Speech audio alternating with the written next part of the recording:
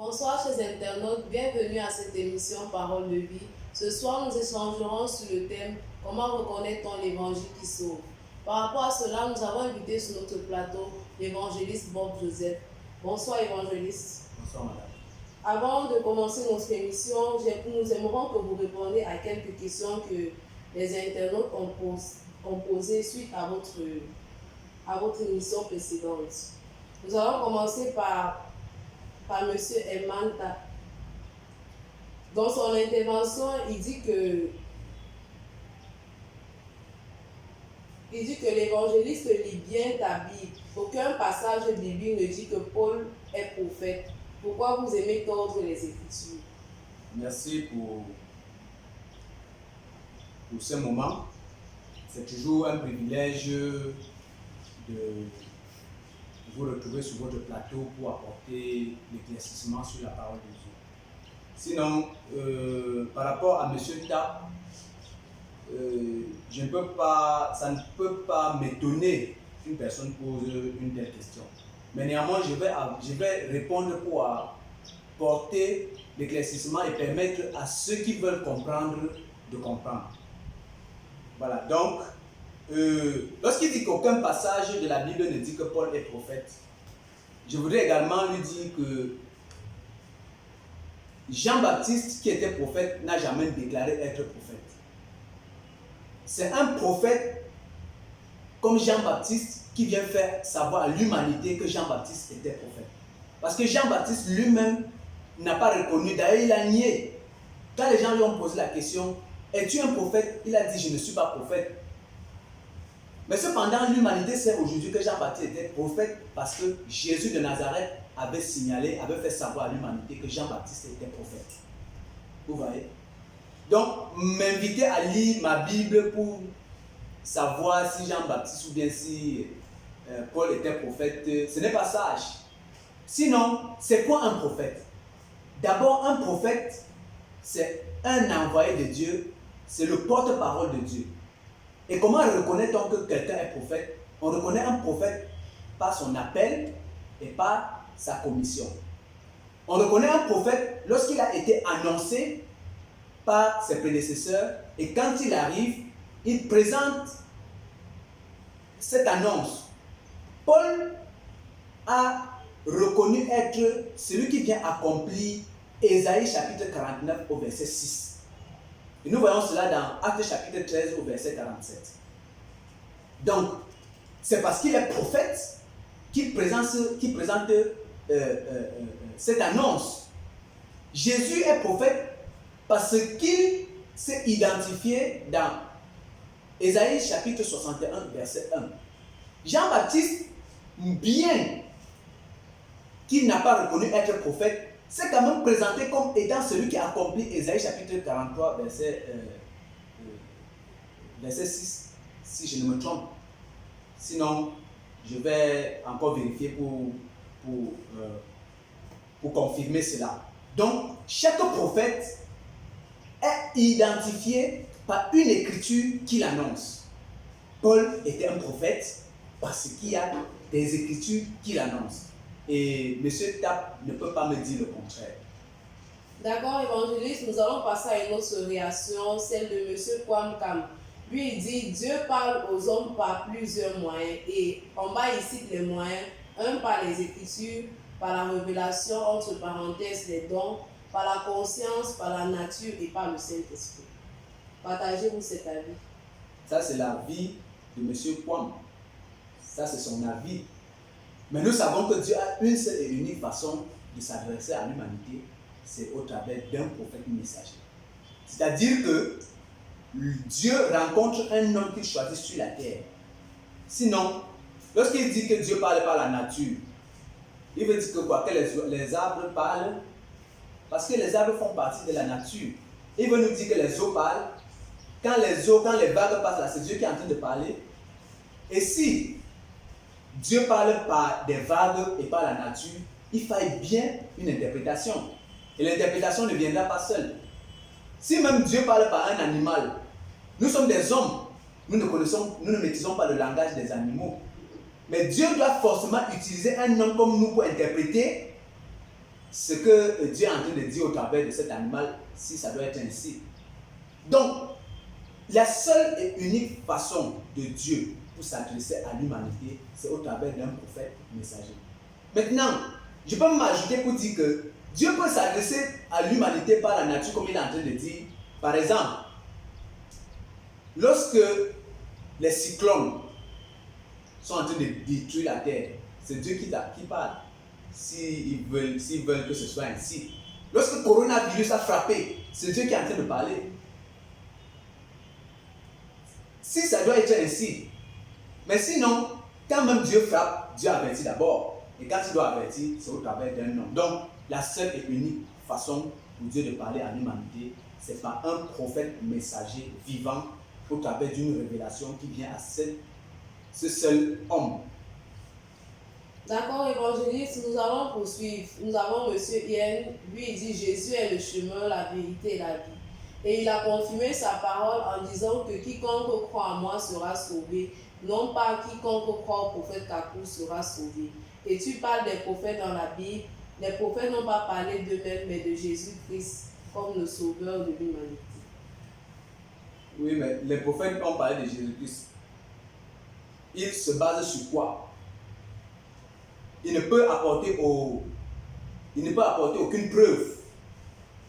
Parce que c'est l'histoire qui l'amène à dire que les prophètes ont parlé de Jésus-Christ.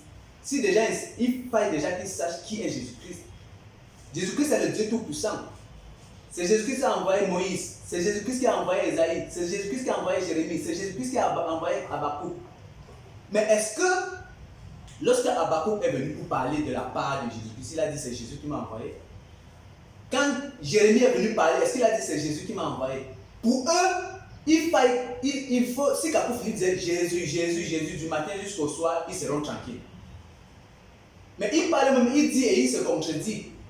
Si tous les prophètes sont venus parler de la part de Jésus-Christ, attention, d'ailleurs même il dit qu'ils sont venus parler de Jésus-Christ, c'est faux. Aucun prophète n'est venu parler de Jésus-Christ. Ça n'existait pas.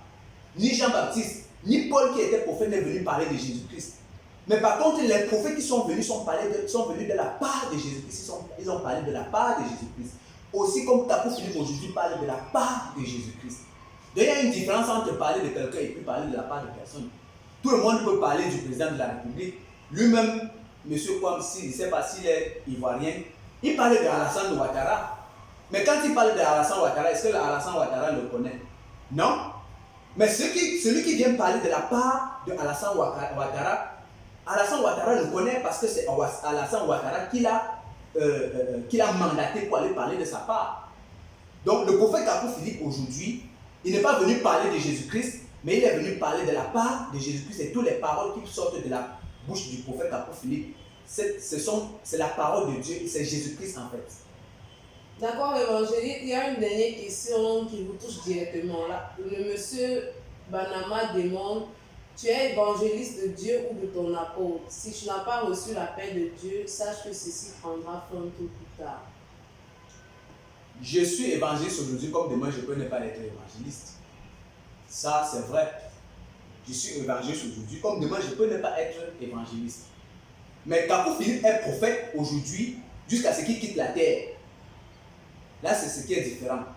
Je suis évangéliste parce que je suis établi par le prophète Kakou Philippe. Et si je pose des actes qui vont amener le prophète Kakou Philippe à me décharger, je serai déchargé. C'est ça. Donc, il doit comprendre que un évangéliste, et puis il parle de, si je suis l'évangile de mon apôtre, je ne sais pas, un apôtre n'établit pas l'évangéliste. C'est un prophète messager qui établit les 4 ministères de la parole. L'apôtre est établi par le prophète messager. L'évangéliste est établi par le prophète messager. Le docteur est établi par le prophète messager. Le prophète de l'église est établi par le prophète messager. Et aujourd'hui, je suis évangéliste parce que j'ai été établi par le prophète messager, le prophète Kakou Philippe. Donc, ce monsieur doit comprendre que non seulement aucun ministère d'Éphésiens 4:11 n'a un appel, les appels d'un apôtre ou je sais trop quoi ne sont pas de Dieu. Seul un prophète messager a un appel et une commission, et le prophète messager peut établir quelqu'un apôtre, évangéliste, ainsi de suite. Donc, un apôtre n'établit pas un évangéliste. D'accord, évangéliste, sans plus tarder, nous allons entrer dans le vif de notre sujet, qui est comment reconnaît-on l'évangile qui sauve aujourd'hui. Évangéliste, nous savons que l'évangile, c'est la bonne nouvelle venue du ciel au travers de Jésus-Christ par le sacrifice sur la croix. Maintenant, est-ce que vous partagez cela? L'évangile signifie bonne nouvelle. Jésus de Nazareth sur la terre était venu avec l'évangile de son temps. Quand nous voyons l'évangile de Jean, Matthieu, Luc, Marc, c'est le témoignage de l'évangile que Jésus-Christ a apporté sur la terre en son temps.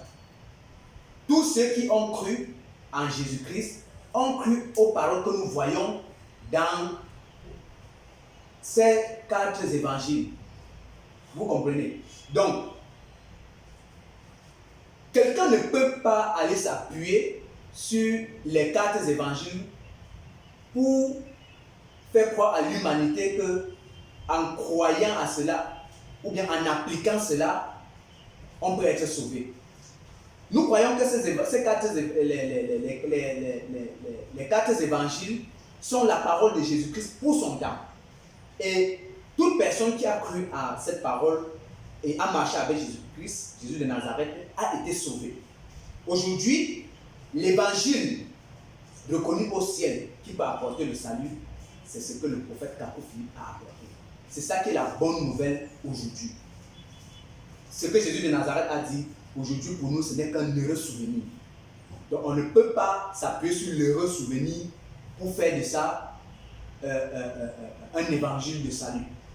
Jésus-Christ est mort sur la croix pour l'expiation du péché de l'humanité depuis le jardin d'Éden jusqu'à la fin. Mais pour bénéficier de cela, il faut croire à l'évangile de ton temps que le prophète messager, que Jésus-Christ mandate. Donc si Jésus-Christ n'a pas mandaté quelqu'un pour apporter la bonne nouvelle, qui n'est pas les répétitions de ce que nous voyons dans la Bible, c'est que ce que cette personne est en train de faire, c'est simplement de l'arnaque. Donc Philippe, aujourd'hui, est le seul messager qui est venu avec l'évangile, la bonne nouvelle du salut pour notre génération. Évangéliste, nous avons bien suivi votre explication sur l'évangile. Maintenant, que peut faire l'humanité pour discerner l'évangile qui sauve? En tout temps, pour discerner l'évangile qui sauve, il faut simplement reconnaître la voix du Maître. Jésus-Christ a dit, mes brebis reconnaissent ma voix et ils me suivent. Il faut d'abord reconnaître la voix de Jésus-Christ. Mais reconnaître la voix, ce n'est pas d'aller prendre la Bible pour lire, parce que lire et écouter, ce n'est pas la même chose. Quelqu'un qui est en train de lire un livre et une personne qui est en train d'écouter une voix, ce n'est pas la même chose. Vous voyez? Donc, il faut reconnaître la voix. C'est en reconnaissant la voix de Jésus-Christ au travers d'un homme que vous avez en réalité discerné l'évangile de votre temps. Parce que c'est cet homme, c'est ce prophète messager, c'est cette personne mandatée par Jésus-Christ, le Dieu Tout-Puissant, qui apporte l'évangile, comme je l'ai dit plus haut. L'évangile, c'est la bonne nouvelle qui est apportée à l'humanité par un prophète messager vivant sur la terre. C'est quand vous reconnaissez, lorsque vous rencontrez cet homme, vous l'embrassez, en ce moment, vous avez embrassé l'évangile de votre temps qui peut vous apporter le salut. Mais évangéliste, qu'est-ce qu'on appelle le discernement? Le discernement, c'est quoi? C'est que, je vais prendre des exemples très simples. Si vous avez un enfant et vous arrivez à quelque part, votre enfant arrive, il n'est pas en train de voir votre visage. Vous êtes deux. Lorsque celui avec qui vous êtes parle et que vous parlez, ce qui est sûr, votre enfant va reconnaître parmi les deux la véritable voix de son père. C'est ça le discernement. Là, il a discerné la voix de son père. Même si l'autre essaie d'imiter votre voix, il ne pourra pas parler exactement comme vous. Il y aura quelque chose qui va manquer dans votre voix. Et votre enfant va discerner. Donc, il n'y a que les enfants de Dieu pour discerner la voix de Dieu, pour discerner l'évangile de leur temps. Même si quelqu'un va faire des études théologiques, des études bibliques, essayer de décortiquer comme il est en train de faire, le jour, si c'est un enfant de Dieu, le jour où le prophète messager viendra sur la terre pour commencer à parler, il discernera la voix de Jésus-Christ au travers de ce prophète. Maintenant, évangéliste, vous reconnaissez les œuvres de Jésus pour l'humanité. Maintenant, quelles sont les raisons pour lesquelles vous reniez l'évangile de Jésus pour notre génération? L'évangile de Jésus ne peut pas apporter le salut. Déjà, nous ne renions pas l'évangile de Jésus. Puisque dans l'évangile de Jésus, il y a, comment dirais-je, les promesses des générations futures. Autrement dit, les prophéties qui annoncent les prophètes qui viennent. Par exemple, aujourd'hui, si nous en renions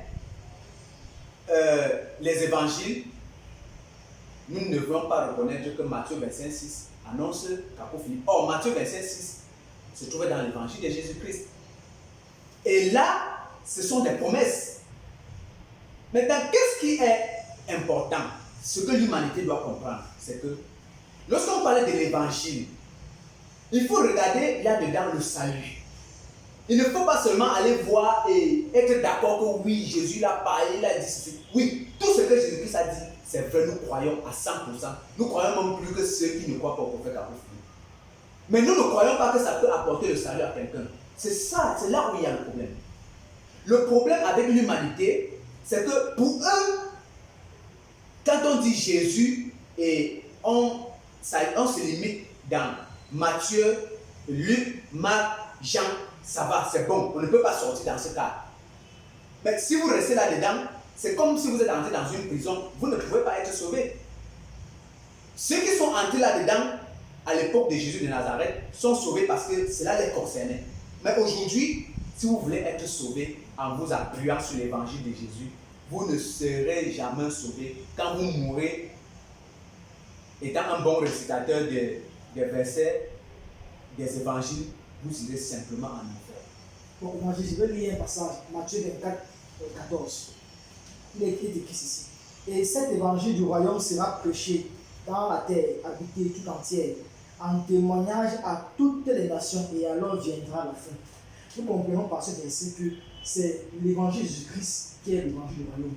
Et cet évangile qui est annoncé depuis les décennies jusqu'à aujourd'hui. Mais comment vous pouvez déclarer que il faut un évangile nouveau de votre prophète pour nous, les gens de cette génération, si nous voulons être sauvés? Est-ce que vous trouvez que c'est correct? Est-ce que, après ce que vous venez de lire, ça a quel rapport avec les épîtres de Paul? Aucun rapport. Ce que Paul a prêché, ce n'est pas les 4 évangiles dont vous venez de lire. Ce n'est pas ça. Ce que Paul a prêché, c'est ce qu'il a reçu du ciel par révélation de Jésus-Christ. C'est ce que Paul dit. Mais je pense dans Galates chapitre 1, au verset 8, Paul dit que si un ange, même si un ange vient du ciel et vous annonce outre ce que lui, Paul, a enseigné, que celui-là, que cet ange soit anathème. Pour dire quoi? Paul n'est pas un répétiteur des évangiles de Jésus, mais Paul est un prophète qui vient avec un message. Et l'humanité est censée, est obligée, je dirais, de croire ce que Paul dit pour être sauvé. Donc, lorsque Jésus de Nazareth a parlé, je pense que vous êtes d'accord avec moi que Jésus de Nazareth a donné des instructions fermes à tous ceux qui ont marché avec lui. Et dans ces instructions, il disait qu'ils ne prêcheront pas aux nations, qu'ils ne prêcheront pas aux Samaritains. Maintenant, je vais lire un passage que nous allons voir. La confirmation. Vous voyez, dans Actes chapitre 11 au verset 19, il est dit que tous ceux qui ont marché avec Jésus et qui ont continué à prêcher ce que Jésus les a enseigné ne sont pas allés plus loin qu'en dehors des Juifs. Actes chapitre 11 au verset 19, il dit: ceux donc qui avaient été dispersés par la tribulation qui arriva à l'occasion d'Étienne, passèrent jusqu'en Phénicie et à Chypre et à Antioche, n'annonçant la parole à personne si ce n'est à des Juifs seulement. Mais quand vous lisez Jacques chapitre 1, au verset 1, qu'est-ce que Jacques dit? C'est parce que Jacques, il envoie des épîtres à tous ceux qui ont cru aux Juifs. Il dit à tous ceux qui sont dans la dispersion. Tout ce qu'ils ont fait, ce n'était qu'à des Juifs qui sont dans l'humanité tout entière. C'est-à-dire que si les Juifs étaient en Afrique, cet évangile-là devrait les atteindre. Si les Juifs étaient en Amérique, cet évangile devrait les atteindre. Et quand l'évangile arrivera, seuls les Juifs prendront cet évangile parce que cela les concernait. Maintenant, en dehors des Juifs, Paul était celui qui vient avec un évangile nouveau pour les nations et en son temps uniquement. Après Paul, il y a eu des prophètes. Il y a eu beaucoup de prophètes. Il y a eu des Irénée de Lyon, il y a eu des Colombans, il y a eu des Martin Luther, jusqu'à William Branham, et aujourd'hui c'est le prophète Jacob Philippe. Maintenant, évangéliste, il est fort de constater que la foi en l'évangile de Jésus a permis de bâtir des nations, de multiplier des églises, de bénir des familles. Maintenant, au vu de tout cela, vous ne voyez pas que vous êtes en train de bafouer tout ça. Quand vous dites que bénir les familles, c'est quoi une bénédiction pour vous? Peut-être il y a des familles qui sont riches et tout ça. Les Nganga au village bénissent les familles. Les marabouts, les génies bienfaiteurs et tout ça là, font des choses aux yeux des gens, c'est la bénédiction des familles. Je vais vous raconter une petite histoire. Quand j'étais encore païen, et un jour je suis allé au village parce que je suis de l'ouest Cameroun, et nous, chez nous, on fait la tradition des cultes de crâne. Et on nous avait dit qu'on devait aller au village pour faire certaines choses, pour, c'est pas trop, pour les bénédictions, ainsi de suite. Et nous avons fait un voyage, mon grand frère et moi. Quand nous sommes arrivés au village, on a fini de faire les cultes, le culte des crânes, ainsi de suite. Et on a pris la route pour retourner sur Douala. En chemin, nous avons risqué un accident mortel avec sa voiture sur la falaise de Tchang. Nous avons risqué un accident. Et quand nous sommes arrivés, nous avons commencé à analyser les cultes qu'on allait faire et l'échappatoire qu'on a eu face à l'accident. Vous savez ce qu'on s'est dit? On s'est dit que ce culte a marché. Parce que si ça n'avait pas marché, nous serons morts. C'est la séduction de Satan. La seule foi, l'unique foi véritable qui peut garder les enfants de Dieu, c'est la foi en le prophète que Dieu envoie sur la terre en sa génération. Jacob Philippe est celui qui a apporté l'évangile. La foi en Dieu aujourd'hui, c'est de croire au prophète Jacob Philippe. Les bénédictions, la plus grande bénédiction sur la terre, c'est de reconnaître la voix de Jésus, c'est de discerner la voix de Jésus-Christ au travers du prophète messager. C'est ça la plus grande bénédiction. Il dit, cherchez premièrement le royaume des cieux et sa justice, et toutes choses vous sera donné. Donc, si vous avez la terre, et il a dit, à quoi sert à un homme de gagner le monde s'il finit par perdre son âme? Donc vous comprenez donc qu'il y a beaucoup de gens, les gens qui ont des moyens, les gens qui ont beaucoup d'argent, pour eux ce sont les bénédictions de Dieu, mais ils ne reconnaissent pas Dieu. Et quand ils mourront dans leur position sans reconnaître le prophète que Dieu a envoyé, ils iront simplement en enfer. C'est cela. Donc, je veux que les gens retiennent qu'il ne s'agit pas d'aller prendre la Bible, mettre sur ses aisselles, chanter Alléluia, Hosanna, entrer dans une église catholique, protestante, évangélique et se dire qu'on est en train de servir Dieu. Non. Servir Dieu, c'est reconnaître premièrement Dieu au travers de son prophète et marcher selon les commandements que le prophète apporte. Mais évangéliste, Romains 10, 17 dit que la foi vient de ce qu'on entend et ce qu'on entend vient de la parole de Dieu. Nous savons que l'évangile de Jésus-Christ qui est prêché dans les églises, un peu partout sur la terre, a permis aux boiteux de marcher, aux aveugles de voir, aux stériles d'être guéris, aux familles même d'être bénies dans le sens de la guérison, de bénédiction matérielle. Mais maintenant, puisque vous dites que cet évangile parle de nous, salut aux hommes, qu'est-ce que l'évangile de votre prophète peut apporter, ou même peut apporter à l'homme comme bénédiction. Je vais revenir sur. Qu'il soit au-dessus de celui de Jésus-Christ, bien semblable à celui de Jésus-Christ. Je reviens sur le verset que vous venez de lire. La foi vient de ce qu'on entend. Et ce qu'on entend vient de la parole de Dieu. Que dit Amos 3,7? L'Éternel Dieu ne fait rien qui ne révèle son secret à ses serviteurs, les prophètes. Donc, premièrement, quand il a dit la foi vient de ce qu'on entend, il faut d'abord entendre. La foi ne vient pas de ce qu'on lit, mais ce qu'on entend. Ce qu'on lit et ce qu'on entend, ce n'est pas la même chose. Vous comprenez? Il faut premièrement entendre. Et plus tard, ce que tu as entendu peut être mis sur écrit pour les générations futures. La foi vient de ce qu'on entend. Ce qu'on entend vient de la parole de Dieu. La parole de Dieu. Or, Jésus-Christ a dit, l'homme ne vit pas de pain seulement. Je pense à Matthieu chapitre 4, verset 4. L'homme ne vit pas de pain seulement, mais de toute parole qui sort de la bouche de Dieu, au présent de l'indicatif. Mais et si dans les églises, la parole de Dieu, au travers de ceux que les apôtres, que Jésus a établi. Ok, Jésus a établi Matthieu, Jean, Jacques, ainsi de suite. Ils sont où aujourd'hui? Il y a des églises qui ont construit. Ils sont où ces gens que Jésus a établis? Ça fait près de 2000 ans que Jésus les avait établis. Ils étaient vivants, ils ont apporté la parole, les gens ont cru, ils ont été sauvés. Maintenant, 2000 ans après, quelqu'un ne peut pas venir nous dire qu'il est en train d'enseigner la parole que le Seigneur Jésus l'a enseignée. Lui, il était où? Jésus a dit dans Matthieu chapitre 23, verset 34 à 35, voici, je vous envoie des prophètes. Mais comme la parole de Dieu ne vient qu'aux prophètes, chaque prophète viendra en sa génération avec l'évangile de son temps. C'est quand vous écoutez la parole de Dieu au travers d'un prophète, la parole présente.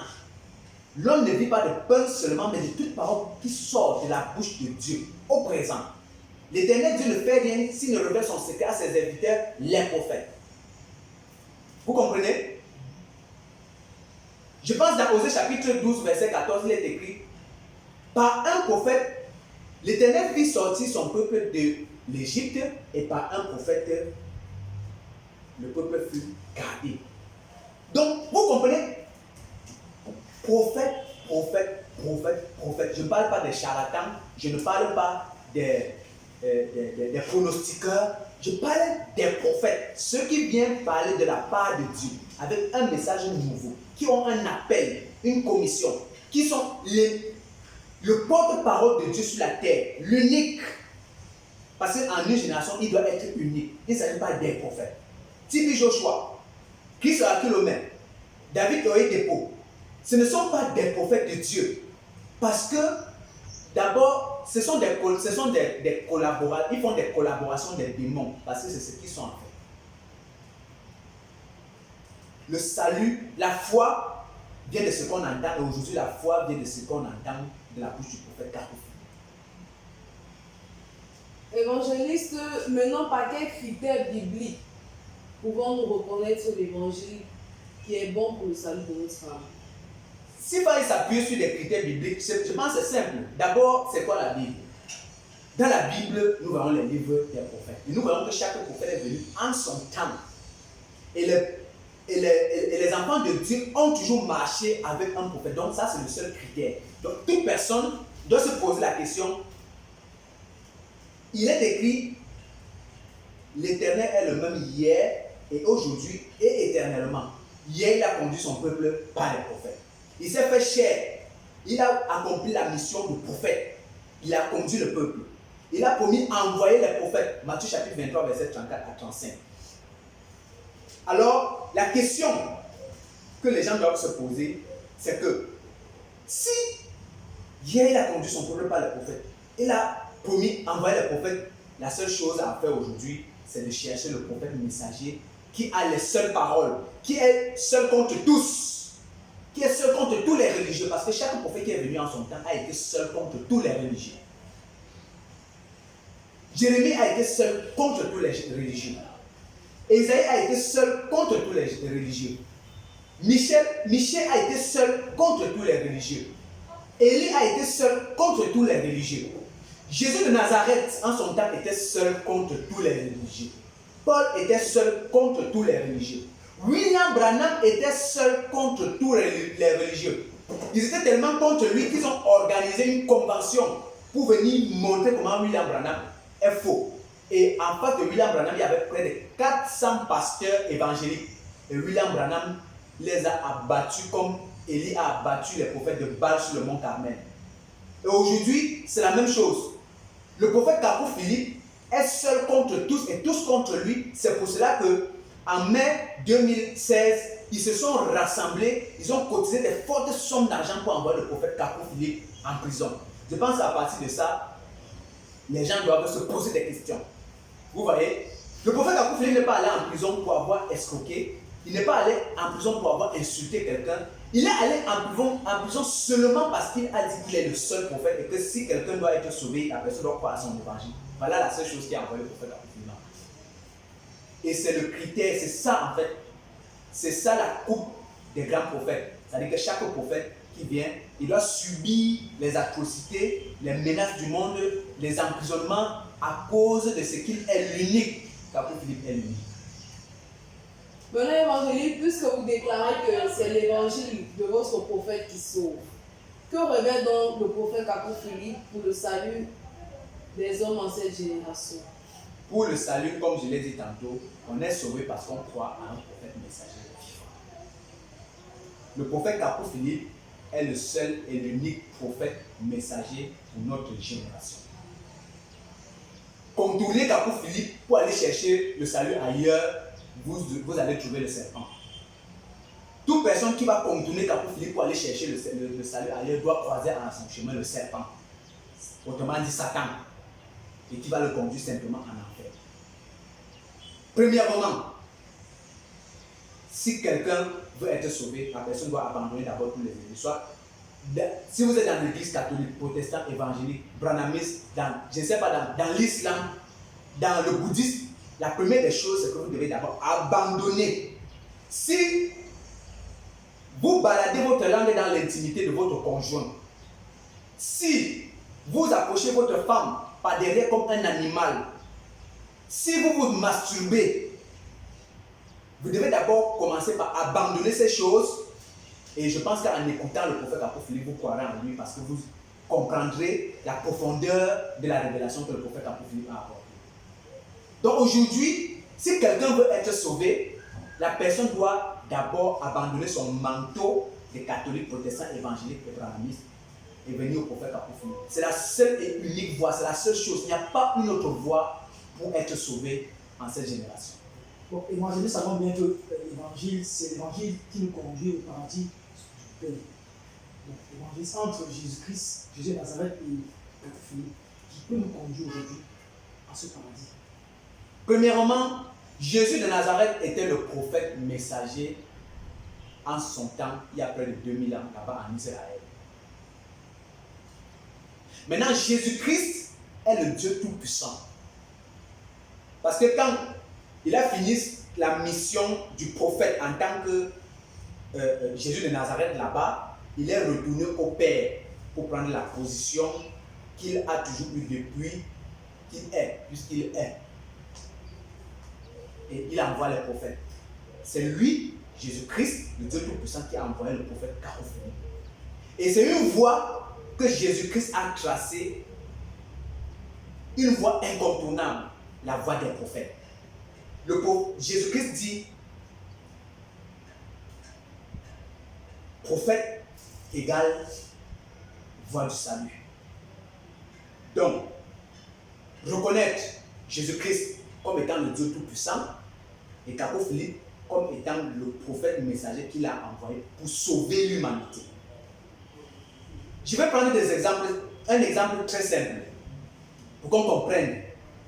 Vous voyez, un président de la République, il reste président de la République. Mais si le président de la République mandate quelqu'un pour une mission et que pendant sa mission, tous ceux qui sont avec lui doivent le reconnaître comme étant celui que le président de la République a envoyé. Si c'est pour un don, aussi longtemps que vous ne reconnaissez pas celui-là que le président de la République a envoyé, votre don, vous ne l'aurez pas. Vous ne l'aurez pas. Il faut d'abord reconnaître que celui-là, il est président de la République et que celui que vous avez en face de vous est son envoyé, en ce moment, vous aurez le don. Mais si vous dites non, nous voulons uniquement le président de la République ici, il rentrera avec son don et puis vous n'aurez jamais de don parce que vous ne l'avez pas reconnu tel tel. Donc Kakou Philippe, c'est pareil. Reconnaître Jésus-Christ comme étant le Dieu Tout-Puissant et Kakou Philippe comme étant son unique prophète sur la terre ainsi, en cette génération. Pour terminer, évangéliste, est-ce à dire que tous ceux qui vont se décliner de l'évangile du prophète Kakou Philippe aura-t-il forcément des conséquences? Ils iront en enfer. Les premières conséquences, c'est la malédiction qui descend sur la terre. Nous avons l'exemple du coronavirus.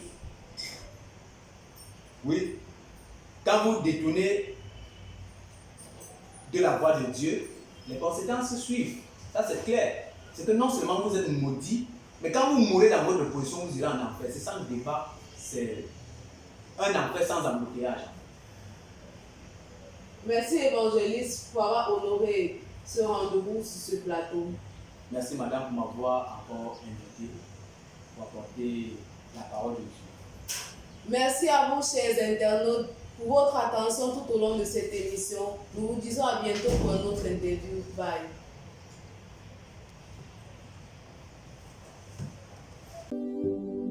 Application Prophète Kakou Philippe officielle pour Android et iPhone. Des photos et vidéos, des chants et prédications, tout le message du prophète Kakou Philippe dans une seule application gratuite.